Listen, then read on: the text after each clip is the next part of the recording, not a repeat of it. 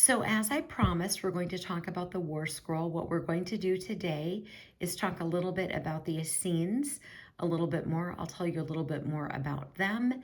And then we are also going to talk about the religious preparation section of the War Scroll.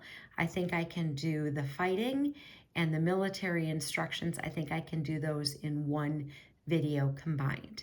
So when it says the war of the sons of light against the sons of darkness, it's a particular group of people who consider themselves the sons of light. So I'm going to pull this away and let's get started here. So it's important to remember that the War Scroll was found in the dig of the first cave in Qumran in 1947. It was written in Hebrew, dated to the late 1st century before Christ, or the 1st century CE. And then also there were, with the War Scroll, several copies of the books of Enoch and Daniel, and that's going to be an influence as we see, because this is sort of an apocalyptic sort of text.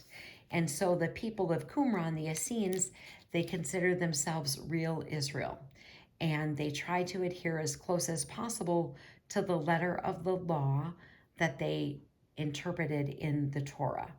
And so at the time of the writing of the War Scroll, they had been around for about 100 years. So we have this sort of isolated Jewish sect of people who followed the calendar based upon the moon, and they were attempting to, or waiting for the time for the temple to be rebuilt, etc. And so this has a lot of influence on this particular book. So now what I want to do is share a little bit of the things with you regarding the religious preparation, because this is all about a battle or two. And they have these trumpets that they're going to use and these banners that they're going to use. So if they're going to use trumpets, of course, those have to be made. They can't go to the music store to buy them. And the banners have to be made as well. And so there's writing on the trumpets, there's writing on the banners. And these are things that have to be done, of course, so they can use them in the capacity that they wish prior to and after battle, etc.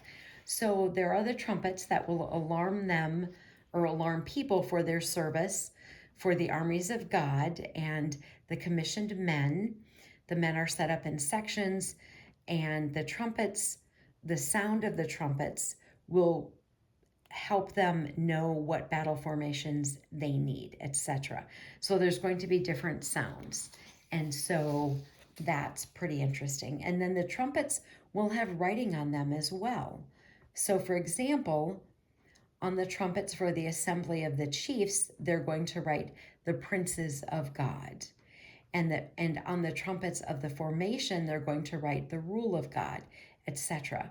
And so on the trumpets of the slain, they're going to write the hand of the might of God in battle, so as to bring down all the slain because of unfaithfulness. So there's all these very interesting things that are going to be written on these trumpets.